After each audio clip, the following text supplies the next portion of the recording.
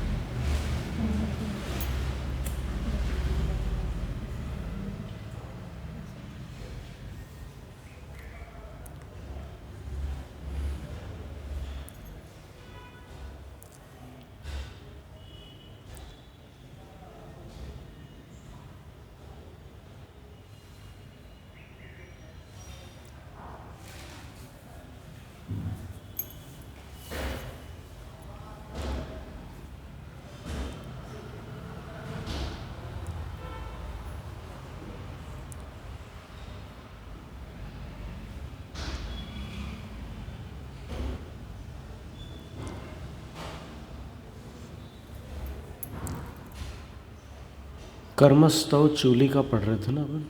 हाँ।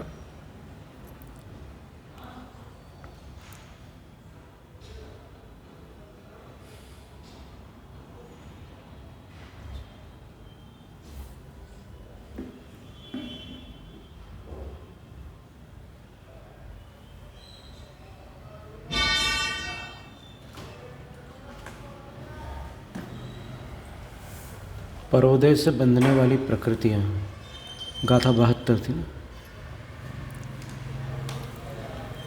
नाणंतराय दशयम दंसण चौतेय कम्मणिमिलं च स्थिरसु जुयले यतः वण्णचौ अगुरुमिच्छत्तम सत्ताह्य विसाये पैडीणं सोदयादुबन्धुति। ज्ञानावरण की 5, अंतराय की 5, दर्शनावरण की, चक्षुर्दर्शनावधि 4, तेजस शरीर, कार्मण शरीर, निर्माण, स्थिर अस्थिर, शुभ अशुभ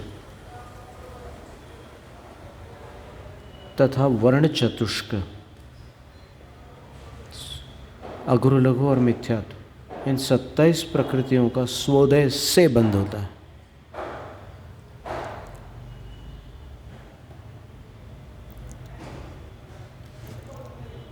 सोदया दुबंधुति, इनका जब उदय चल रहा होता है तब इनका बंध होता है, ऐसा अर्थ लेना होगा। क्योंकि स्थिर नाम कर्म का उदय बंध का कारण नहीं है ना। बंध का कारण तो अस्थिर मोहनीय कर्म है।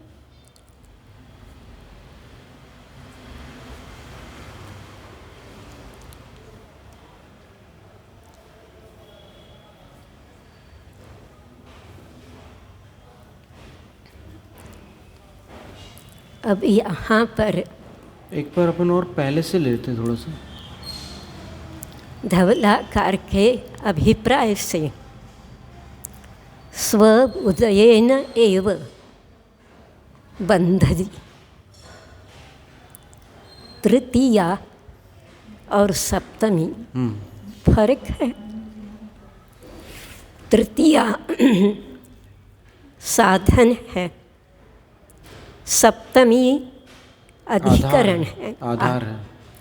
आधार का योगदान कितना और करण साधन का योगदान कितना, कुछ फर्क नहीं। फर्क तो हैगा। फिर जो तृतीयांत है स्व उदयेन बध्नाति, उसे सप्तमी के अर्थ में कैसे लिया जाता? अभी ये स्व उदयीन ऐसा, एक मिनट यहाँ पर अपन फिर से पढ़ते हैं इसको, इस विषय को थोड़ा सा। बीच में जो अंतराल आ गया ना, हाँ, तो उससे उतना अंतराल उचित नहीं है, ये इसको फिर से जोड़ना पड़ेगा विषय को, तब जाकर के व्यवस्थित बैठेगा।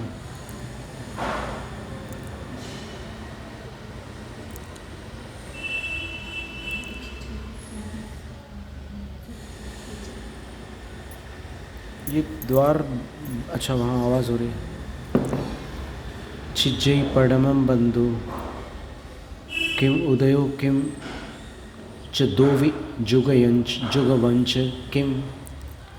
छिज्जै पडमं बंधु किम उदयो किम च दोवि जुगवं किम। किम सोदयेन बंधु किम वा अन्नोदयेन उभयेन।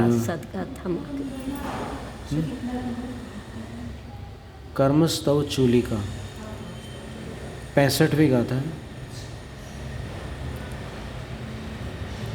पृष्ठ 74।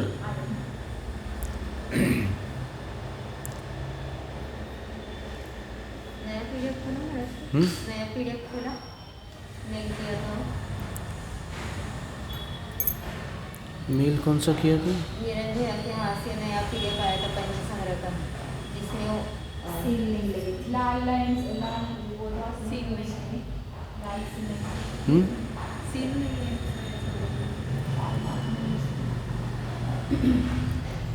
हमारे पास आया था।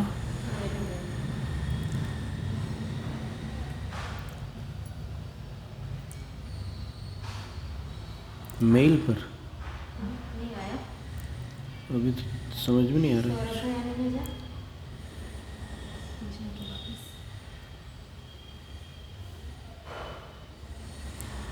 अभी ध्यान में नहीं आ रहा है।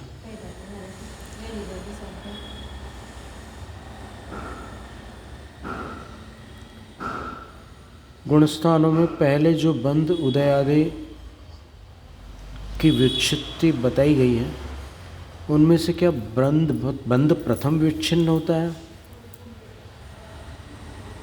क्या उदय की विच्छित्ति पहले होती है, अथवा क्या वे दोनों ही एक साथ विच्छिन्न होते हैं? क्या सोदय से बंध होता है या परोदय से बंध होता है, अथवा दोनों से बंध होता है? क्या बंध सांतर होता है अथवा निरंतर होता है, अथवा दोनों प्रकार का होता है? ये 9 प्रश्न हैं, इनके उत्तर क्रम से दिए जा रहे हैं। देवाउ अजस कित्ती वे उवाहार देव जुय लाइं पुव्वम उदयो नसई पच्छा बंधो वि अठन्नम।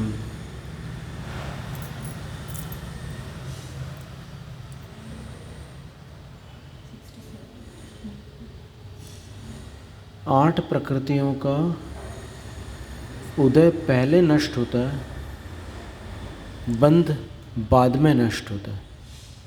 कौन से? देवायु। देवायु का बंध 7वें तक होता है। हाँ, और उदय 4थे तक होता है। बिल्कुल। अयश कीर्ति का बंध 6ठे तक होता है, उदय 4थे तक होता है। उदय यश कीर्ति, अयश कीर्ति 4थे तक। हाँ। फिर वैक्रियक युगल, शरीर और अंगोपंग, इनका बंध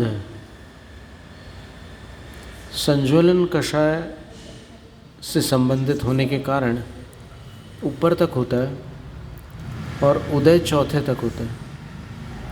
4थे के ऊपर इनका उदय नहीं हो सकता, वैक्रिक द्विक का। इसका मतलब यह है,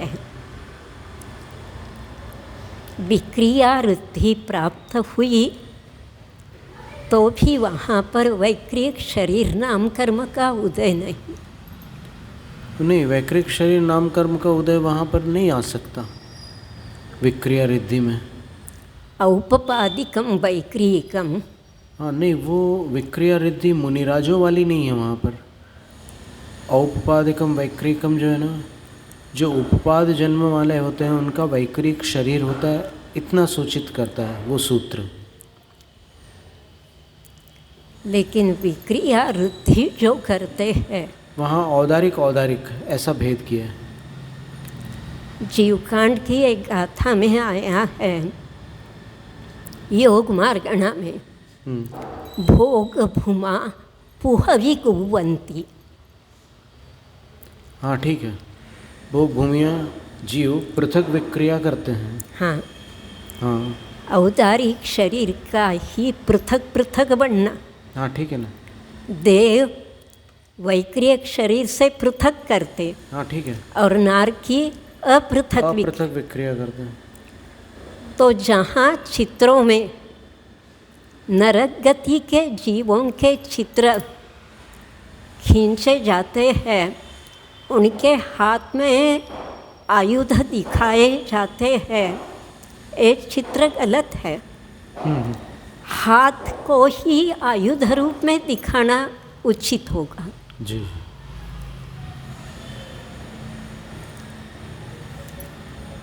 और जिस विक्रिया को विष्णु कुमार मुनि ने दिखाया बड़ा शरीर करके, वह औदारिक शरीर की अपृथक विक्रिया है, पृथक नहीं। अपने औदारिक शरीर को ही बड़ा बना दिया। चक्रवर्ती भी अपने अनेक रूप बना सकते हैं ना। हाँ वो है, चक्रवर्ती हो, नारायण प्रतिनारायण बलभद्र, इसके बिना ना वो तो ठीक है, कई कार्य नहीं हो सकते। हाँ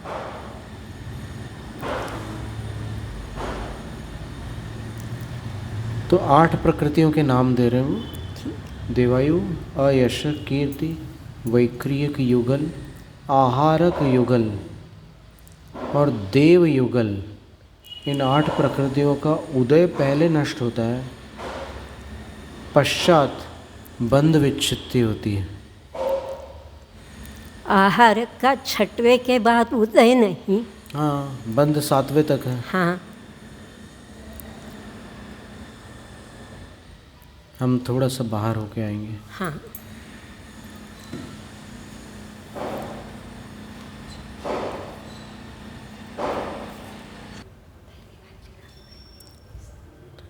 तो इन 9 प्रश्नों में से दूसरे प्रश्न का उत्तर पहले दे रहे हैं, लेकिन एक क्योंकि बहुत शंका संक्षिप्त है इसलिए। अयश कीर्ति की उदय विच्छित्ति 4थे में बतलाई, ठीक है। और बंध विच्छित्ति 6वें में। तो जो त्यागी व्रतियों के बारे में झूठे इल्ज़ाम लगाकर उन्हें बदनाम करने का प्रयास होता है, उस समय उनके अयश कीर्ति का उदय नहीं। किनके? जो कोई अच्छे लोगों हाँ। को बदनाम करता है। हाँ, तो उनके यश कीर्ति का उदय तो नहीं होता अगर 4थे गुणस्थान के ऊपर वाले हैं तो।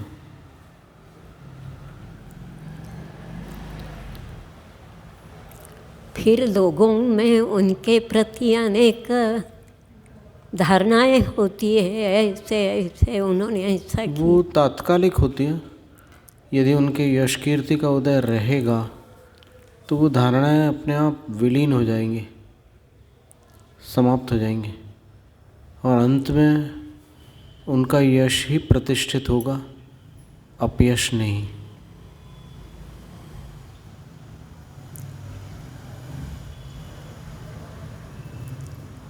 और अगर उसका ये प्रश्न पूछा जाए कि फिर ऐसा हुआ ही क्यों, तो उनके असाता के उदय से हो सकता है कि कोई शत्रु कषाय करके उनकी निंदा, आलोचना और अपवाद करने लग जाए, असाता से हो सकता है। पर फिर अंततः उसका परिणाम ये रहेगा, इनके जो अगर यश कीर्ति का इनके उदय चल रहा है तो अंततः यश इन्हीं का रहेगा।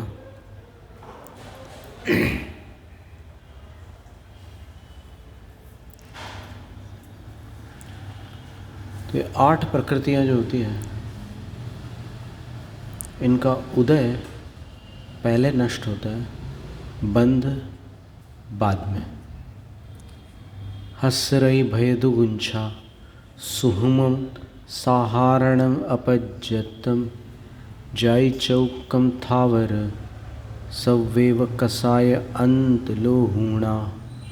पुंवेदोमिच्छत् नारायणपुवीय आयवं चीव इगति संपयडीणम जुगवम बंधुदय नासोति। कुछ ऐसी प्रकृतियाँ 31 प्रकृतियाँ हैं जिनका उदय और बंध साथ में नष्ट होता है, आगे पीछे नहीं। जैसे हास्य, रति, भय, जुगुप्सा, सूक्ष्म, साधारण, अपर्याप्तक,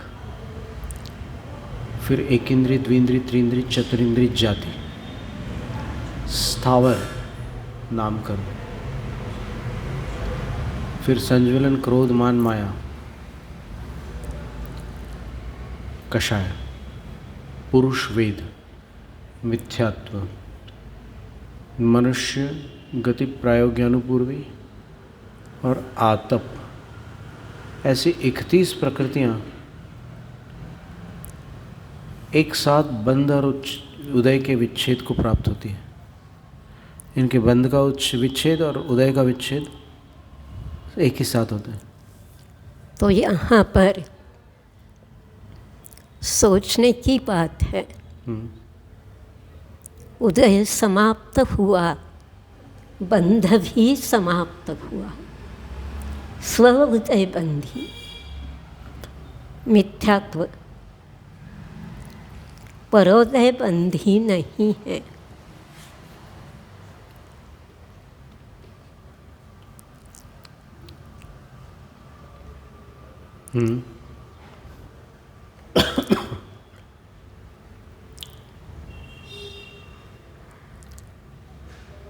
अन्य किसी भी प्रकृति के उदय में मिथ्यात्व का बंध कभी नहीं होता।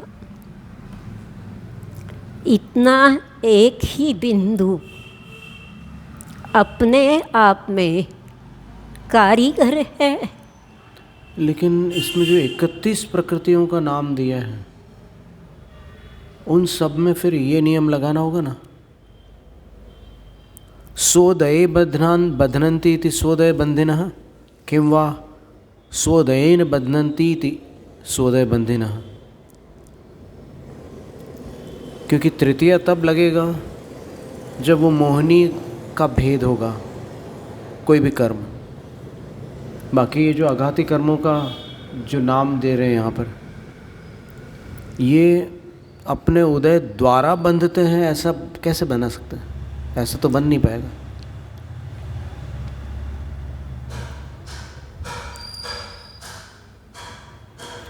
इनके बंध और उदय की विच्छित्ति एक साथ होती है, ये कह रहे हैं।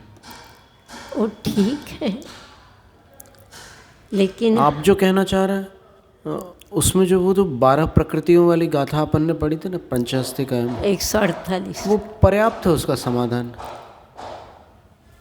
हाँ, अपन और युक्तियाँ भी निकालने का प्रयास कर रहे हैं, वो अच्छी बात है। महाराज, आपने उस टीका को कभी संग में भेजा नहीं? नहीं, हमने नहीं भेजा कभी।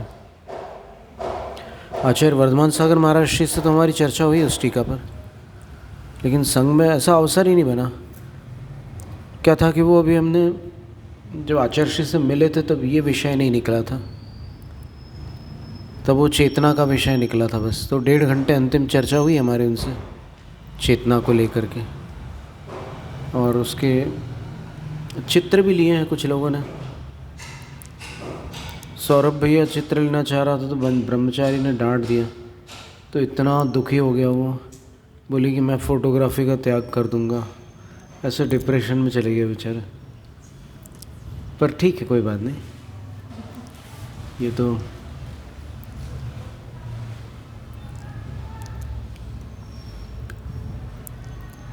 उस समय की बात है।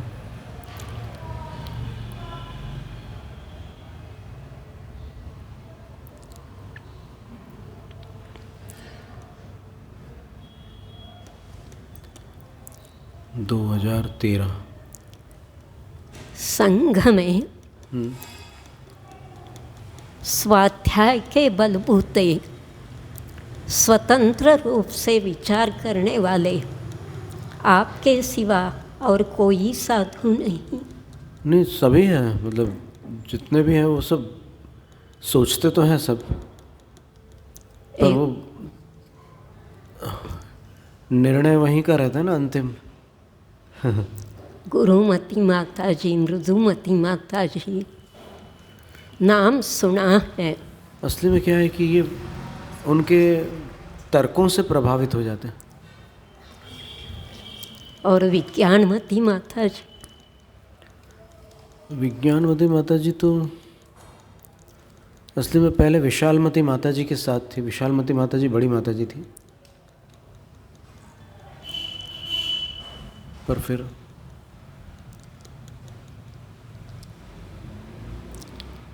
उन्होंने तो तत्वार्थ सूत्र पर बड़ी प्रश्नोत्तरी टीका लिखी।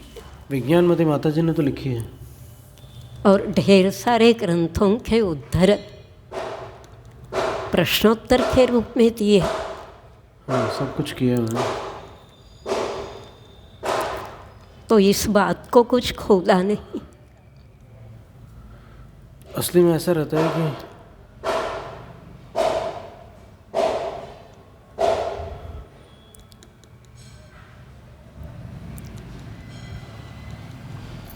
दो प्रकार के वो डॉक्टर्स होते हैं।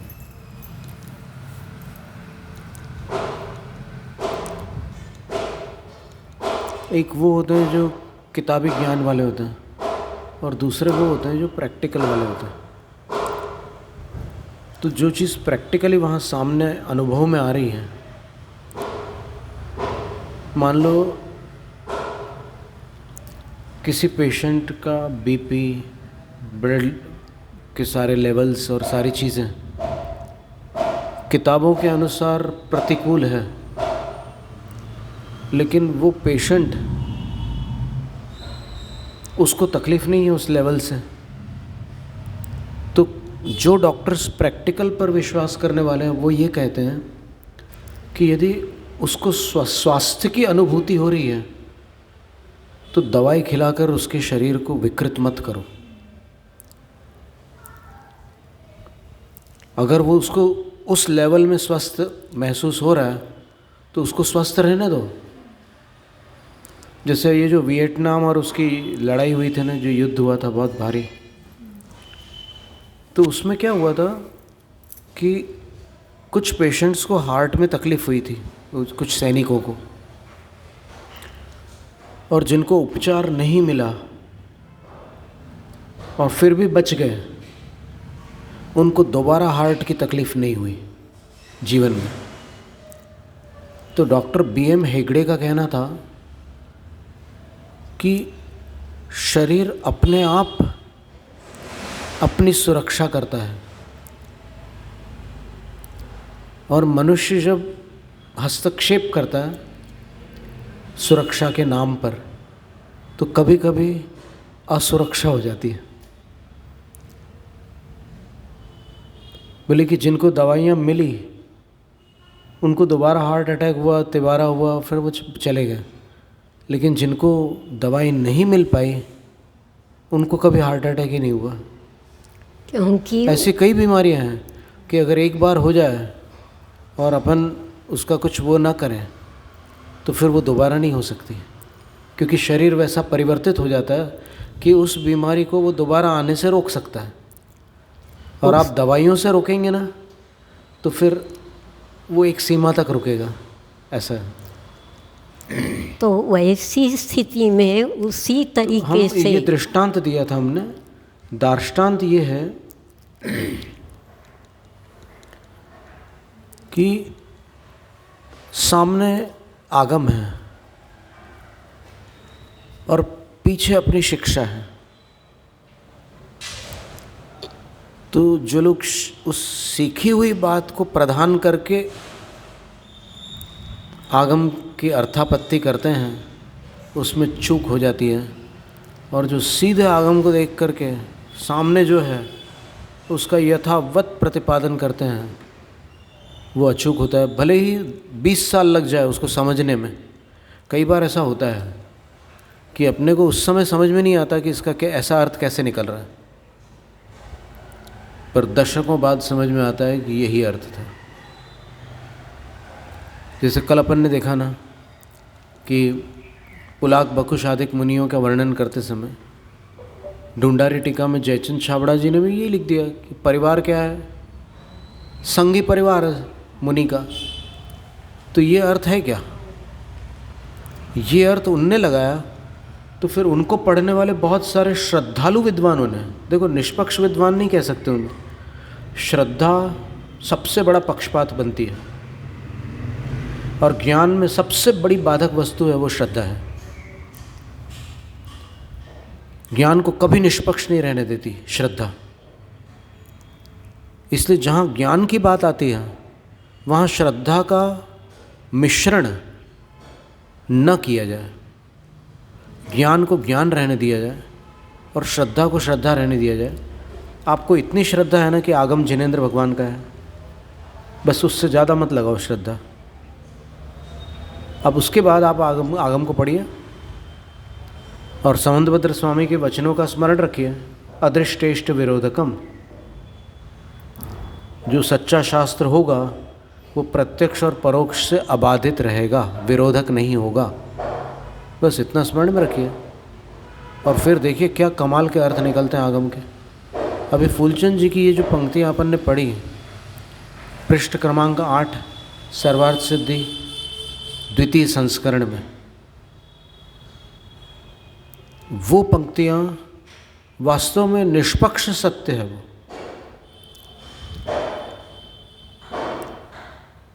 और बाद के संस्करणों में जो उनने परिवर्तन किया, जो समय सार की पंक्तियाँ दी, समय सार की पंक्तियाँ इन पंक्तियों से बाधित नहीं होती है जो उनने पहले लिखी है, पर ये चीज़ पकड़ पाना बहुत कठिन है। इसलिए उनने इन पंक्तियों को हटाकर समय सार की पंक्ति दी, जबकि ये पंक्ति बिल्कुल अकाट्य सत्य थी कि अपना ज्ञान अमूर्तग्राही नहीं है। बिल्कुल सीधा सरल सत्य था ये। मति ज्ञान और श्रुत ज्ञान अमूर्तग्राही नहीं है, और अगर वो ग्रहण करते भी हैं अमूर्त को तो आगम से ग्रहण करते हैं, अथवा अधिक से अधिक अनुमान से। लेकिन इन लोगों ने चार्ट पर ऐसे लिखा हुआ है, आत्मानुभूति के समय ये दो ज्ञान प्रत्यक्ष होते हैं, भले अन्य समय में आते परोक्षम। नहीं, अगर प्रत्यक्ष भी हो जाए तो वो किसको विषय कर पाएंगे, ये सोचने की बात है ना। क्या वो अपनी मर्यादा का उल्लंघन करके किसी ज्ञेय को विषय बना देंगे?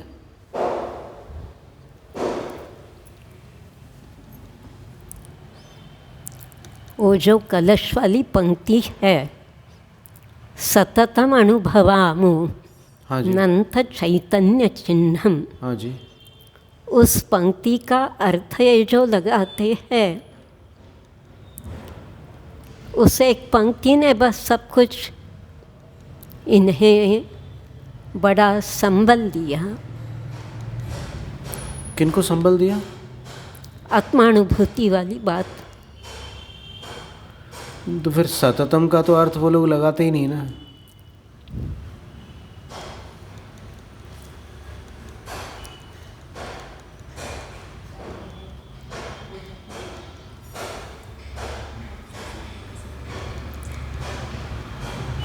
ठीक है,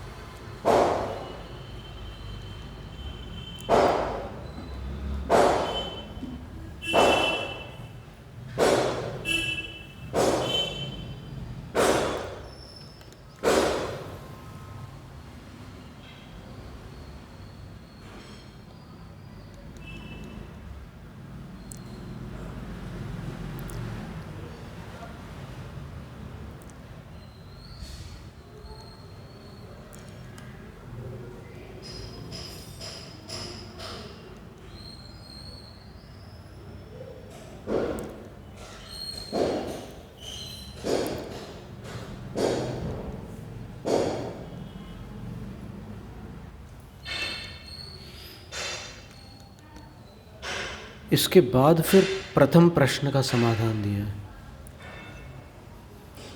उदय से पूर्व बंध विच्छित्ति वाली प्रकृतियां 81 है।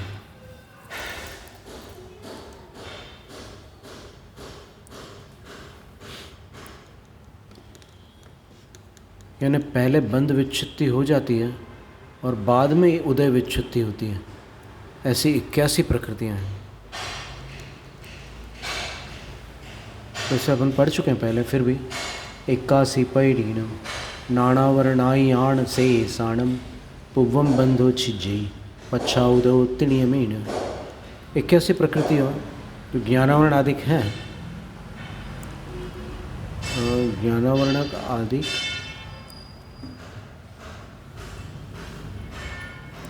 जो शेष ज्ञानावरणादिक प्रकृतियां हैं, ऐसा अर्थ निकलेगा।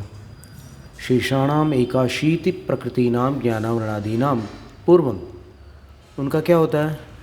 पूर्वम प्रथमम बंध छिद्यते, पहले बंध नष्ट होता है।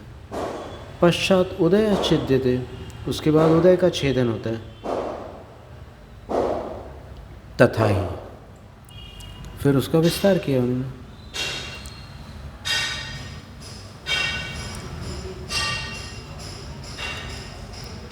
कौन सी प्रकृतियां हैं वो?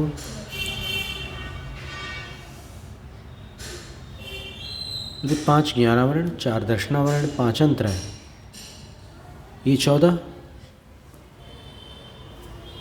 इनके उदय का विच्छेद 12वें गुणस्थान में और बंध का विच्छेद 10वें में। 10वें तक बनती है ना ये प्रकृतियाँ। फिर यशस्कीर्त्युच्च गोत्रयो हो, यशस्कीर्ति और उच्च गोत्र,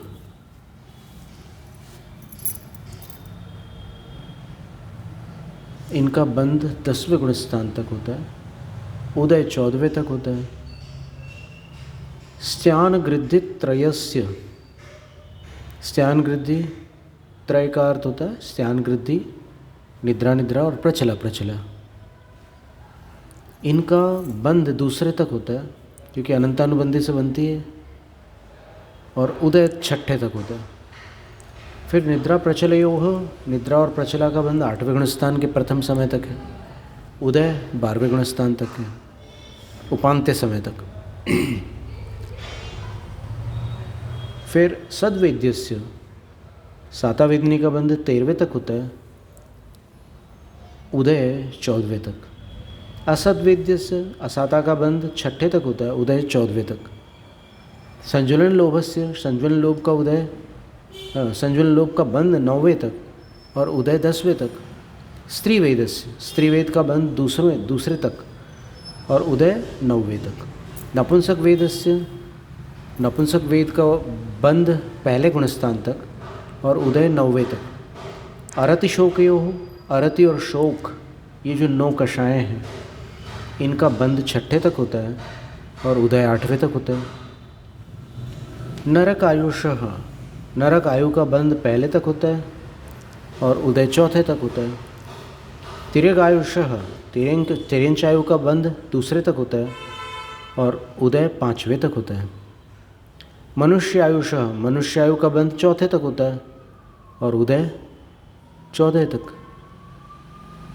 नरक गते है, नरक गति का पहले तक बंद होता है, 4थे तक उदय। तिर्यक गति का दूसरे तक बंद होता है, 5वें तक उदय। मनुष्य गति का 4थे तक बंद होता है, 14वें तक उदय। पंचेंद्रिय जाते हैं, पंचेंद्रिय जाति का बंध 8वें तक होता है, उदय 14वें तक। औदारिक शरीर का बंध 4थे तक होता है, उदय 13वें तक। तेजस का 8वें तक बंद होता है, उदय 13वें तक। कार्मण का 8वें तक बंद होता है, उदय 13वें तक। समचतुरस्र संस्थान का बंध 8वें तक होता है और उदय 13वें तक। फिर बीच के जो 4 संस्थान हैं उनका बंध दूसरे गुणस्थान तक होता है, उदय 13वें तक। हुंडक संस्थान का बंध पहले तक होता है, उदय 13वें तक। औदारिक शरीर अंगोपांग का बंध 4थे तक होता है, उदय 13वें तक। वज्र ऋषभ नाराज संगनन का बंध 4थे तक, उदय 13वें तक। वज्र नाराज और नाराज संगननों का बंध दूसरे तक, उदय 11वें तक। अर्धनाराज और कीलिका संगनन, इनका बंध दूसरे तक, उदय 7वें तक। असंप्राप्ता श्रीपाटिका संगनन का बंध दूसरे तक,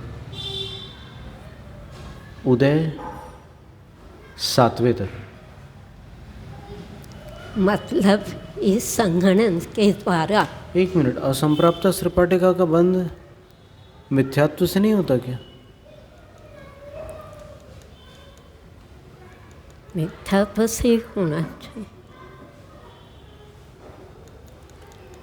पहले तक है ना। इसमें दूसरा क्यों दे रहे हैं? एक बार देख लेते हैं, हो सकता है अपने में। तो असंप्राप्ता श्रुपाटिका सहननधारी व्यक्ति मुनि बन सकता है। हाँ, क्यों नहीं?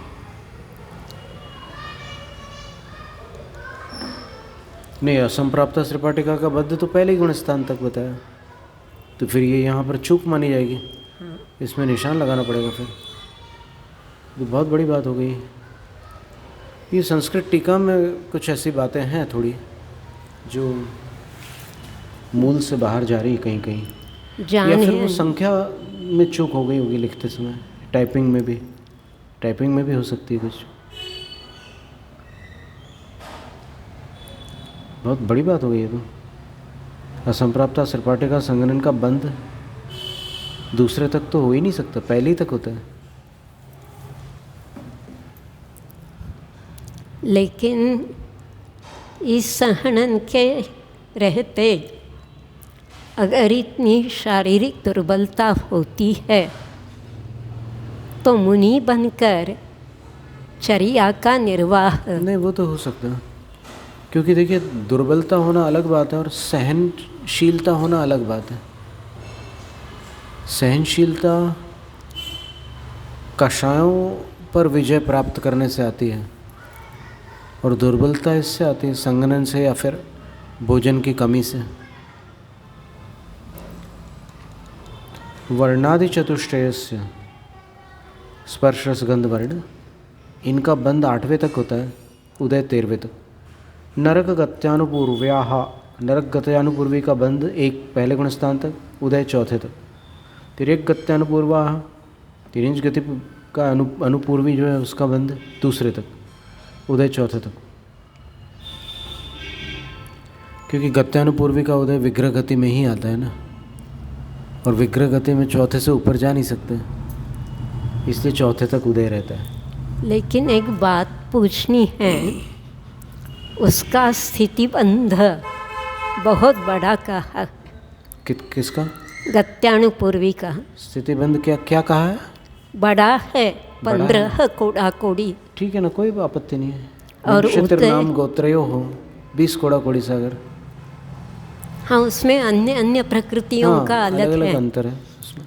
लेकिन उदय सिर्फ 3 समय में। हाँ, उदय 3 समय का, तो बाकी के समय में इस प्रकृति का उदय शरीर पर मुख से होगा, पर मुख से होगा, गति के रूप में उदय में आ सकती है।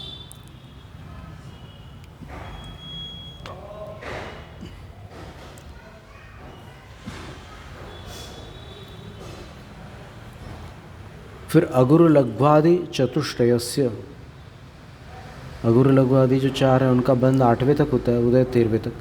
प्रशस्त विहायो गते है, प्रशस्त विहायो गति का बंध 8वें तक होता है, उदय 13वें तक।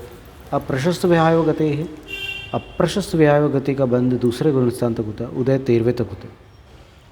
यानी कोई ऐसे केवली है जिनके अप्रशस्त विहायो गति का उदय है तो उनकी चाल आकर्षक नहीं हो पाएगी। या परमुख से उदय नहीं आए? नहीं, वो तो जो उदय में है वो ही रहेगी जीवन में। तो फिर केवलियों के असाता का उदय क्या फल देता? अनंत सुख मान लिया। वो जली हुई रस्सी के समान है। मोहस्य बलेन घातते जीव मोहा भावे न घातते।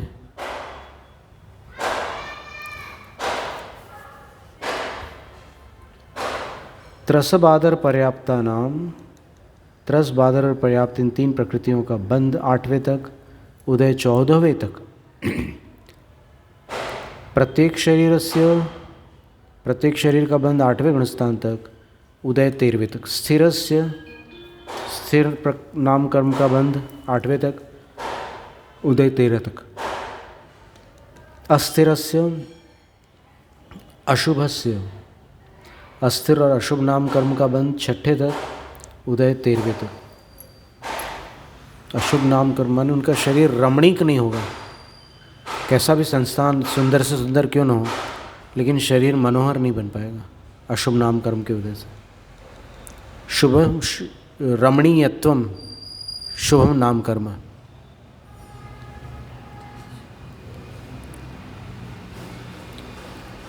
फिर सुभगस्य, सुभग का बंध 8वें तक है, उदय 14वें तक है।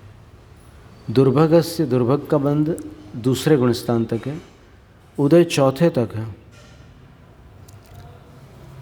सुस्वरस्य, सुस्वर का बंध 8वें तक है, उदय 13वें तक।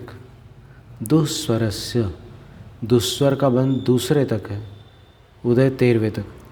आदेयस्य, फिर दुस्वर नाम कर्म के उदय के रहते जो दिव्य ध्वनि का वर्णन आगम में मिलता है, मेघ गर्जना जैसा, तो मिलाप कैसे बैठेगा? वो कर्कश ध्वनि आएंगे उनको, श्रोताओं को, श्रुति मधुर नहीं होगी दुस्वर नाम कर्म के वजह से। भले ही 13वें गुणस्थानवर्ती केवली भगवान है, लेकिन अगर ऐसे कर्म का उदय है तो उनकी आवाज़ सुनने में कर्कश रहेगी, बस इतना ही है। आदेयस्य, आदेय नाम कर्म 8वें गुणस्थान तक बनता है, 14वें तक उदय को रहता है प्राप्त। तो फिर ये जो पाप प्रकृतियाँ है नाम कर्म की, वे पर रूप से उदय में नहीं आएगी? हाँ आएगी ना, जो संक्रमण योग्य है वो तो स्थिबुक संक्रमण करके पर रूप से आ जाएंगे उदय में, अनादि हो गए। फिर निर्माण से, निर्माण प्रकृति का उदय बंध 8वें तक, उदय 13वें तक। तीर्थ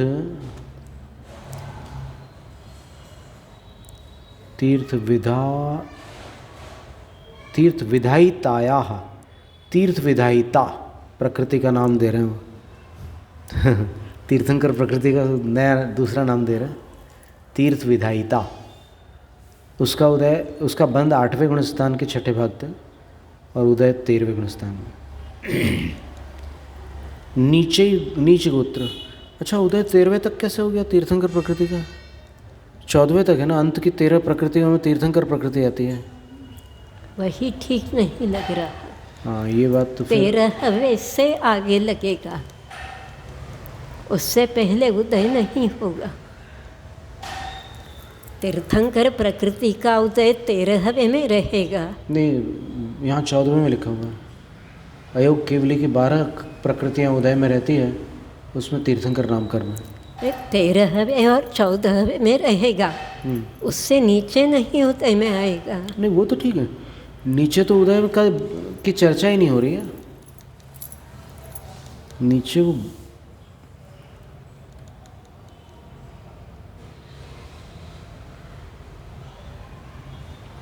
बंद जो है 8वें गुणस्थान तक हो रहा है, उदय 13वें तक कैसे लिखा है? 14वें तक होना था। फिर नीच गोत्र का बंध 2रे गुणस्थान तक होता है, उदय 5वें तक होता है। नीच गोत्र का, फिर नीच गोत्र के उदय के साथ यश कीर्ति उदय में रहे तो विपरीत नहीं होगा, अयश कीर्ति उसके साथ मेल खाएगी। जैसे त्रसनाम कर्म का उदय है। नीच गोत्र जो है ना, वो केवल शब्दायमान करने का काम है गोत्र का, कि ये नीच है, लेकिन अगर उसका यश प्रबल है तो फिर यश तो यश ही है, वो तो रहेगा ही रहेगा। ऐसे कितने उदाहरण हैं ऐसे, नीच गोत्र वाले बहुत बड़े बड़े सेलिब्रिटीज़ हैं आज पूरी दुनिया में, नामी हस्तियां हैं, तो उनका यश पूरा व्याप्त है।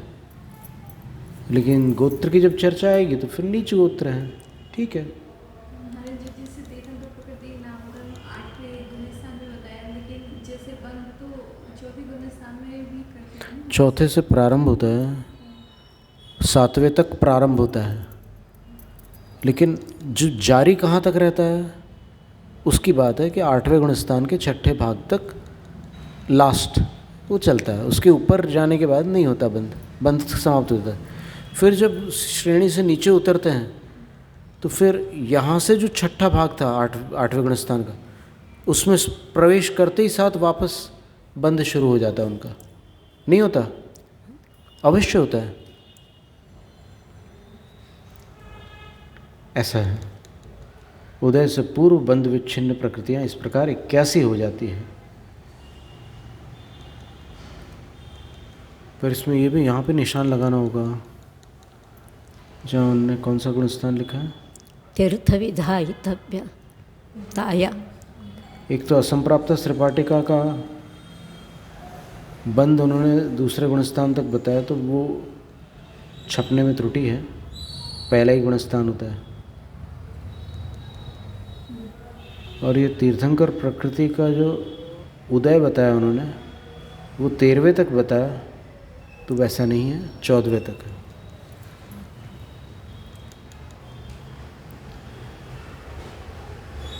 ठीक है, अभी इतना ही रखते हैं आज। हाँ, इच्छा का कायोत्सर्ग।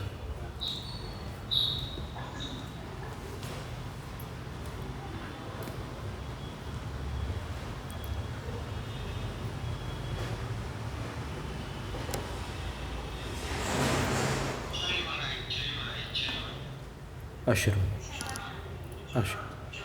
आशीर्वाद जी, आशीर्वाद।